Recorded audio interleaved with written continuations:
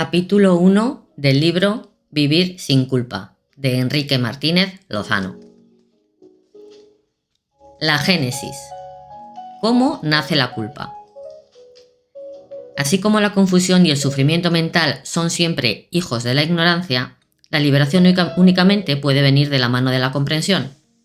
Me parece obligado, por tanto, empezar por entender cómo nace la culpa, es decir, la manera como se hace presente en la conciencia de las personas. Entendida la culpa como una creencia errónea que se asienta sobre la base de que hay algo en nosotros que es en sí mismo incorrecto, inadecuado o defectuoso, la pregunta que surge espontánea es simple. ¿A qué se debe que tal creencia se instale de manera tan rígida en la creencia humana?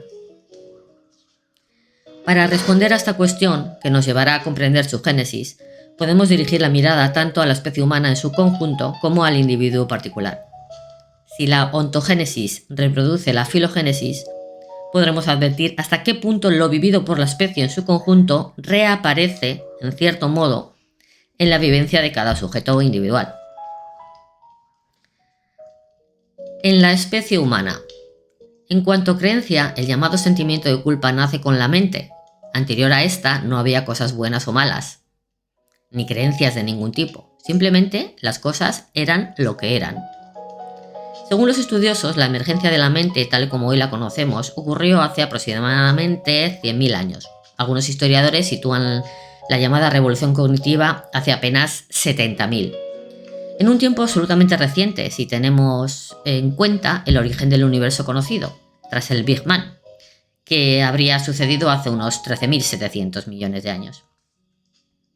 Con la mente nació lo que llamamos autoconsciencia, es decir, el yo. Si este último no es otra cosa que la mente apropiándose de sus propios contenidos mentales, parece evidente que el nacimiento de ambos ocurre exactamente en el mismo instante. Emerge la mente, nace el yo. Ahora bien, donde hay yo, en cuanto a consciencia, que se cree separada, hay soledad, miedo y ansiedad, sentimientos que en los animales carecen de continuidad. Parece innegable que ellos puedan experimentarlos, pero solo de manera puntual, en tanto en cuanto permanece el estímulo que los provoca. Desaparecido el estímulo, se desvanece el sentimiento. En los humanos, por el contrario, no sucede así. La autoconsciencia, conciencia del yo, en cuanto a capacidad también de construir mundos imaginarios, introduce al individuo en un estado habitual de soledad, miedo y ansiedad, por el simple hecho de que la mente le hace ser consciente de sí mismo, y lo que es más decisivo, de sí mismo como carencia, limitación y vulnerabilidad. Podemos imaginar qué experimentaría aquel primer humano que un buen día, en el alba de la autoconsciencia, se sintió sorprendido por aquella pregunta que a partir de ese momento habría de acompañarlo para siempre. ¿Qué soy yo? Había nacido la conciencia de sí y con ella los sentimientos citados. ¿Cuál sería su lectura de lo ocurrido?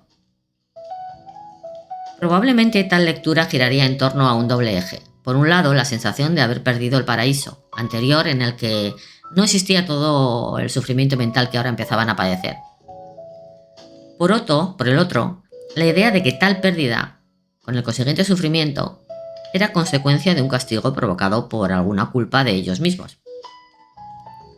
Parece coherente pensar que, tal como sucede con el niño en la etapa del llamado narcisismo infantil y debido precisamente a la mirada autorreferencial que en esa etapa se genera, los primeros humanos se consideraran a sí mismos como los causantes del malestar que experimentaban. A partir de ese momento aparecen dos sensaciones que los van a acompañar a lo largo de su recorrido histórico, entrelazadas con la culpa. Se sintetizan en dos términos: pérdida y castigo. Aquella lectura contenía una parte de verdad. Habían perdido un paraíso, pero encerraba igualmente dos errores de bulto. En primer lugar, consideraron tal pérdida como un retroceso o incluso como una caída, siendo así que lo ocurrido era bien diferente. Se había perdido solo el paraíso animal, debido precisamente al impensable salto cualitativo que supuso la emergencia de la mente. no fue por tanto ninguna caída, sino a un ascenso antes inimaginado. No fue por tanto ninguna caída, sino un ascenso antes inimaginado. En segundo lugar, en tal ascenso no hubo culpa alguna, ni tampoco castigo por parte de alguna divinidad airada a la que se hubiera desobedecido. Todo se debía simplemente al hecho de que había nacido la capacidad de pensar, razonar y reflexionar.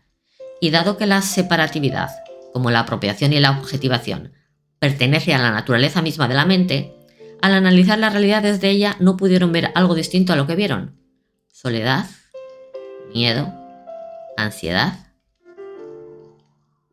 y culpa. Me parece que la lectura simbólica del mito del paraíso perdido nos conduce a la misma conclusión.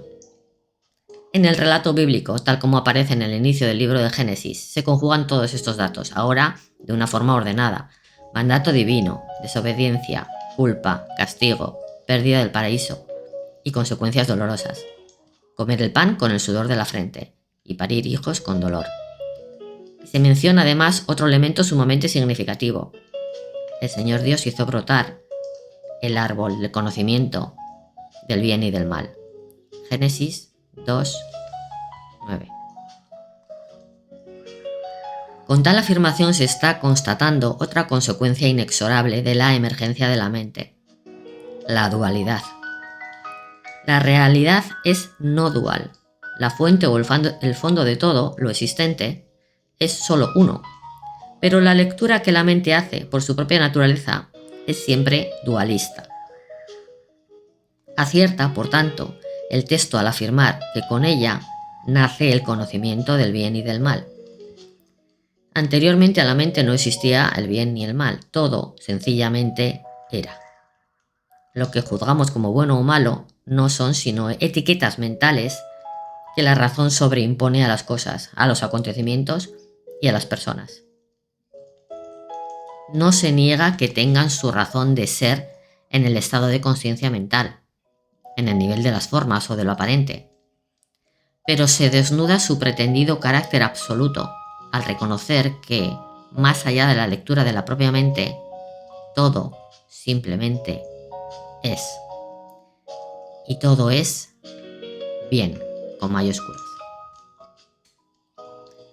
En síntesis, tanto la culpa como la dualidad son hijas directas de la mente. Y mientras se mantenga la identificación con la mente y con la lectura que nace de ella, mientras se asuma como único válido el modelo mental de cognición, aquellas dos perdurarán. Desde la comprensión que permite nuestra perspectiva, parece claro que el mito del pecado original no tiene nada de pecado, sino que más bien apunta a lo que podemos considerar como el error original. Así lo entendía en el siglo XIII el místico cristiano maestro Edgar, en cuanto a origen de nuestra confusión y sufrimiento. Tal error no es otro que el de ignorar nuestra verdadera identidad y creernos ser un yo separado. Y se debe a la absolutización de la mente, cuya emergencia subyugó a nuestra especie, hasta el punto de leer todo lo real desde su estrecha perspectiva. Y produjo una consecuencia dramática, en la que todavía nos encontramos atrapados. Hizo que nos tomáramos por lo que no somos, un yo separado, desconectando de lo que realmente somos, la consciencia una. ¿Cómo no habríamos de experimentar soledad, miedo, ansiedad y culpa? Así habría nacido el sentimiento de culpa en la especie humana. Ahora bien, ya que he hecho la alusión al mito bíblico, me parece oportuno abrir un paréntesis para referirme a una creencia que, apoyándose presuntamente en aquella narración, ha dado lugar a una doctrina sumamente culpabilizadora, engañosa y nociva, aquella que habla del pecado original y, en consecuencia, de la necesidad de expiación.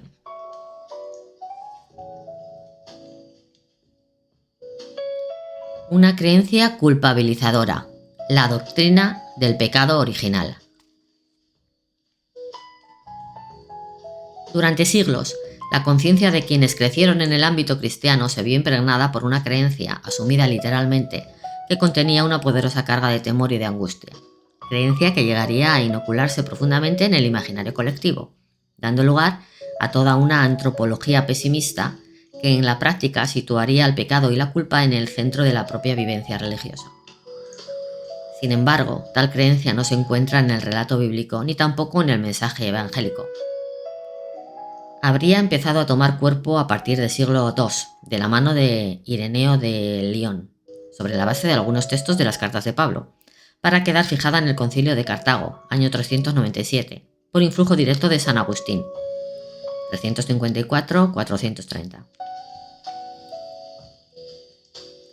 Agustín de Hipona provenía del maniqueísmo, doctrina filosófica por la que el mundo constituía un campo de batalla entre dos fuerzas antagónicas e igualmente poderosas, el bien y el mal. Alineado a esta corriente filosófica, una vez convertido al cristianismo, el autor de las famosas Confesiones hizo una relectura de su nueva fe, en gran medida bajo el prisma del extremo dualismo maniqueo del que provenía. De ese modo, y en contra de lo que suele ser una afirmación central y radical de las grandes tradiciones sapienciales, la orientación genuina del ser humano hacia el bien, la doctrina agustiniana desdibujaba el optimismo que había aparecido en el libro del Génesis, donde se afirmaba que todo era bueno, y acentuaba el dato de la pecaminosidad universal, supuestamente heredada de nuestros primeros padres y transmitida de generación en generación. La insistencia de aquella pecaminosidad hizo que se llegara a admitir en la Iglesia de forma generalizada que solo el bautismo era capaz de borrar aquel primer pecado de Adán y Eva, hasta el punto de que, de no ser bautizado, un niño recién nacido no podía participar del cielo, sino que habría de pasar la eternidad en el llamado limbo, un lugar sin sufrimiento, pero alejado de Dios. Las consecuencias de este posicionamiento son decisivas. En primer lugar, aleja al cristianismo establecido de lo que constituye un signo claro en las grandes tradiciones sapienciales, cuando afirman que el ser humano se halla constitutivamente orientado hacia el bien, y que el mal es solo fruto de la ignorancia, inconsciencia, tal como aparece incluso en el propio Evangelio, cuando, refiriéndose a sus propios torturadores, Jesús exclama: «Padre, perdónalos, porque no saben lo que hacen». En segundo lugar, y aunque de forma imprevista, aquella doctrina introdujo un marcado pesimismo antropológico, al contener en su seno la afirmación de que todos nacemos culpables. A partir de aquí, se hizo caer sobre toda la humanidad considerada masa damnata o masa corrompida o condenada, San Agustín, desde su mismo origen. El estigma de una culpabilidad universal que negaba en la práctica la inocencia original del ser humano. En tercer lugar, la doctrina del pecado original transmite la imagen de un Dios ofendido que sigue castigando a sus hijos inocentes por una culpa que habría cometido la primera pareja de humanos. De ese modo, la lectura del llamado pecado original en clave no simbólica, como ignorancia, sino literal, como culpa, lastró de manera radical el núcleo mismo del cristianismo, al entender la existencia y sobre todo la muerte de Jesús como expiación o redención de aquella primera culpa. No es extraño que con el paso del tiempo, en el imaginario colectivo, se asentara la imagen de un Dios más o menos sádico. Aparte de esa imagen radicalmente falseada, tal doctrina generó también sentimientos de culpa y de angustia que atrofiaron la vida de innumerables personas durante siglos. Finalmente, en paralelo, tal concepción antropológica daría lugar a una actitud proclive a la culpabilización fácil, que podría formularse de este modo: toda persona que hace el mal elige hacerlo porque es mala. Como veremos más adelante, lo que se contiene en semejante afirmación llegó a convertirse en una especie de presupuesto acríticamente aceptado, sin reparar en la falsedad en que se apoyaba. La creencia de que todo ser humano no venía a este mundo como pecador, es decir, lastrado por un peso pecaminoso que lo inclinaba radicalmente hacia el mal. Por todo ello, me parece ajustado afirmar que el mayor daño que ha hecho el cristianismo en Occidente ha sido la inoculación masiva del sentimiento de culpa y su derivado, el castigo como expiación, con todo lo que eso lleva aparejado. Al dar por sentado que el ser humano se sentía orientado hacia el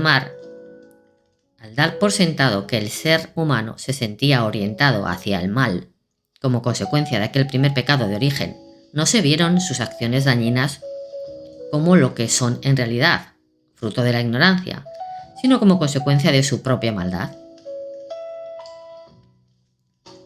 En la práctica, esta visión culpabilizadora de la persona sirvió también como excusa perfecta para proyectar en los otros la propia culpabilidad no resuelta, así como para alentar de manera desmedida la creencia en la necesidad del castigo. Al hablar de ignorancia no me refiero lógicamente a su acepción más vulgar, en el sentido de que la persona no supiera que está haciendo daño a alguien. Ignorancia o inconsciencia, volveré sobre ello detenidamente en el capítulo 3, significa que, aun estando constitutivamente orientados hacia el bien, podemos hacer lecturas de la realidad que nos confunden hasta el punto de optar por algo que es nocivo para uno mismo o perjudicial para los demás.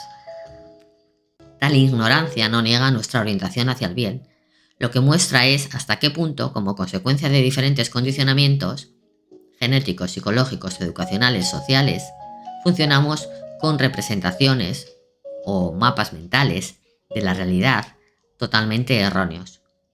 Son estos mapas los que orientan nuestra acción en una dirección equivocada, al hacernos creer que es bueno para nosotros lo que objetivamente no lo es en absoluto. Visto desde este ángulo, el mal no es sino consecuencia y resultado de nuestra percepción errónea, es decir, de una ignorancia que puede alcanzar diversas intensidades, llegando en algunos casos a extremos patológicos. En el origen de toda lectura equivocada no es difícil encontrar la que puede designarse como ignorancia básica o radical, aquella que nos hace identificarnos con nuestro yo particular, instalándonos en una rígida consciencia de separatividad. En efecto, una vez asumida la creencia de ser un yo separado, el resultado no podrá ser otro que el de una existencia egocentrada, y las representaciones mentales estarán marcadas por ese sesgo egoico. Sin haberlo pretendido de un modo consciente, habré llegado a funcionar creyendo que es bueno aquello que sea bueno para mí, en cuanto ego o yo separado. ¿Cabe ignorancia mayor? Decía antes que el error de la perspectiva provocado por la creencia que atribuye el mal a una maldad innata en el ser humano intensifica el sentimiento de culpabilidad en uno mismo y de rebote potencia el mecanismo de proyección, por el que en un intento de aliviar el malestar propio se culpabiliza a otros viendo maldad por doquier. El resultado es descorazonador. En lugar de una mirada que comprende y disculpa, porque sabe que todo es consecuencia de la ignorancia o ceguera mental y ética, campa a sus anchas aquella otra que juzga y condena con demasiada prisa y facilidad.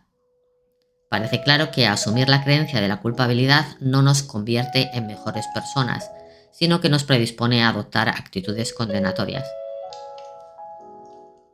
Vista desde hoy, la doctrina del pecado original resulta insostenible. La confusión surgió únicamente porque se asumió como histórico lo que era sencillamente un relato mítico, la narración del paraíso, que se tomaría como base para justificar el llamado pecado original. Pero Adán y Eva, Adam, que significa hecho de tierra, y Javá, que significa dadora de vida, no fueron personas históricas, sino símbolos o imágenes de todo ser humano. ¿Quiénes podrían haber sido aquellos primeros humanos u homínidos que dentro de un proceso evolutivo habrían desobedecido por primera vez a un dios que les habría propuesto una norma, por otro lado, sumamente arbitraria? Aún comprendiendo que tales afirmaciones pudieran ser aceptadas sin problemas desde un nivel de conciencia mítico, Hoy nos resulta evidente que no existió ningún pecado original, aunque nuestros antepasados así leyeran lo ocurrido, sino la emergencia de la mente que, al experimentar el sufrimiento y querer racionalizarlo, encontró ahí la explicación para dar razón de su sentimiento de culpabilidad.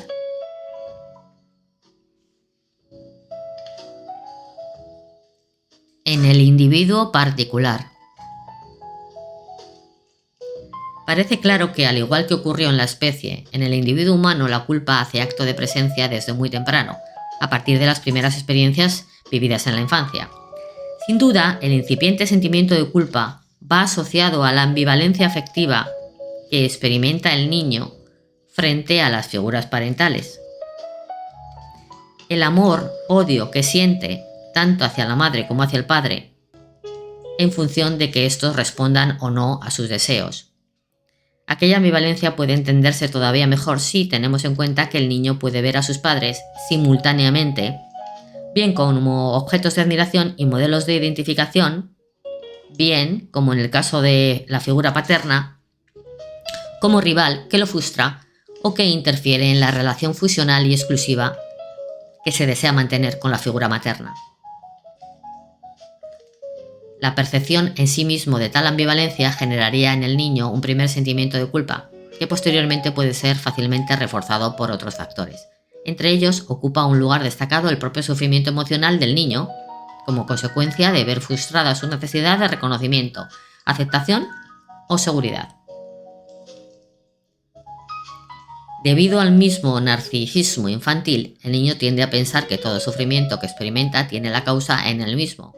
No lo atribuye a los demás, de quienes entre otras cosas depende nada menos que su seguridad, sino que terminará convencido de que hay algo en él que motiva justamente el no reconocimiento o incluso el rechazo que percibe.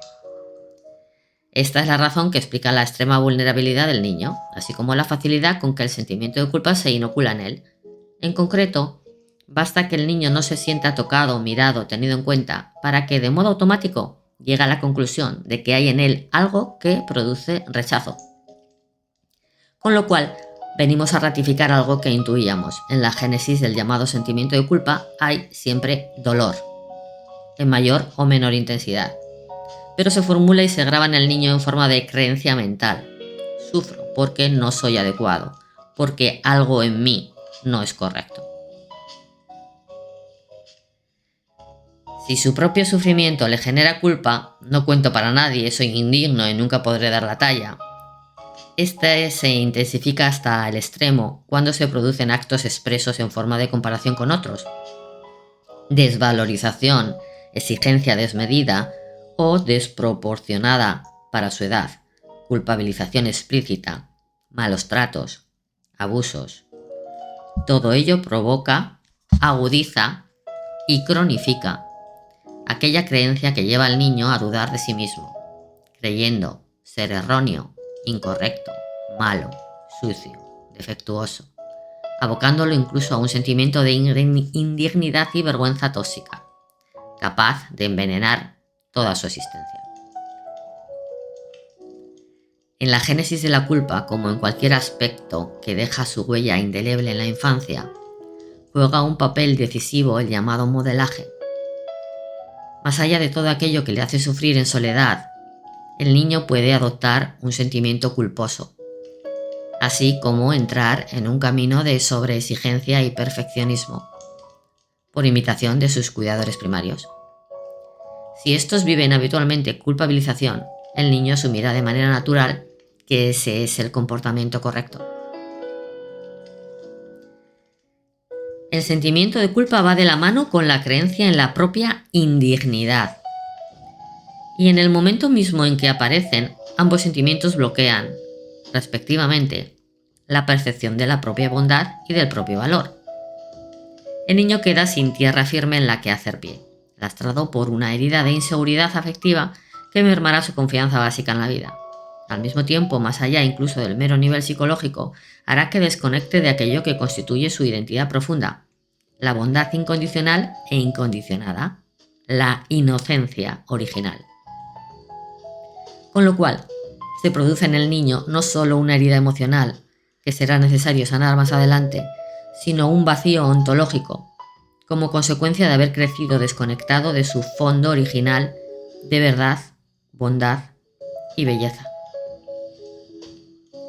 Alineado de su verdadera identidad y tratando de mantener un equilibrio siempre inestable, el niño pondrá en marcha diferentes mecanismos de defensa con los que intentar sobrevivir.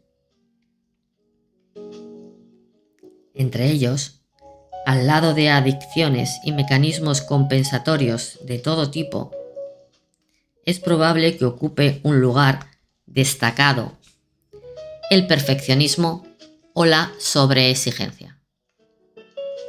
A través de él tratará de demostrar su valor y conquistar su derecho a ser aceptado y valorado, embarcándose así en una tarea agotadora y siempre insatisfactoria, por cuanto el horizonte perfeccionista es por definición inalcanzable, de manera que nunca logrará llenar la sensación de carencia o de indignidad provocada por la culpa. La comprensión de la génesis de la culpa pone de relieve el modo como se entrelazan estos dos fenómenos, culpa y perfeccionismo, como ya señalé en la introducción, constituyen las dos caras de la misma moneda. Por esa razón, una actitud perfeccionista o sobreexigente, que podemos percibir con más facilidad, pondrá de manifiesto la existencia de un sentimiento de culpa con frecuencia oculto, reprimido o incluso desconocido.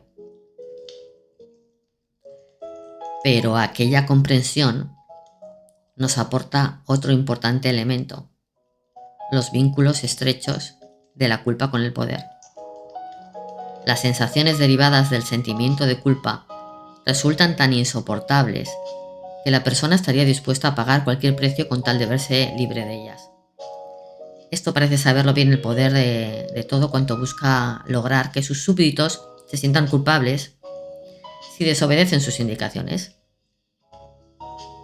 La culpa juega un papel decisivo en las instituciones religiosas, pero igualmente en otros ámbitos y en colectivos de todo tipo, incluyendo en ellos a la propia familia, donde los padres tienden a lograr la obediencia a través de, aún con la mejor intención, culpabilizar a los hijos que no hacen lo que les exigen. Si no haces esto, mamá o papá no te querrá. En síntesis, la culpa nace con la mente y su capacidad de etiquetar en el contexto de sentimientos dolorosos de soledad, miedo y frustración. Ese simple hecho nos muestra lo decisivo de la misma. Se juega en una creencia por la que la persona se percibe a sí misma como inadecuada, indigna o en contextos religiosos, pecadora. Tal creencia es generadora de sentimientos sumamente dolorosos, como escrúpulos, angustia, agobio, indignidad, desvalorización radical, hundimiento, que fácilmente cierran la puerta, incluso a la mera posibilidad de superarlos. Todos ellos nos están mostrando los efectos que la culpa genera en la persona.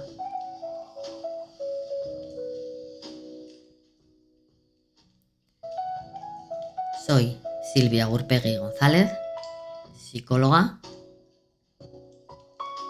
entendiendo que la culpa hunde y exige expiación y castigo. Está la posibilidad de la responsabilidad que moviliza de una manera adulta. Te acompaño en este proceso si estás interesado o interesada. Te dejo por aquí mis datos para que te pongas en contacto conmigo. Gracias por escucharme.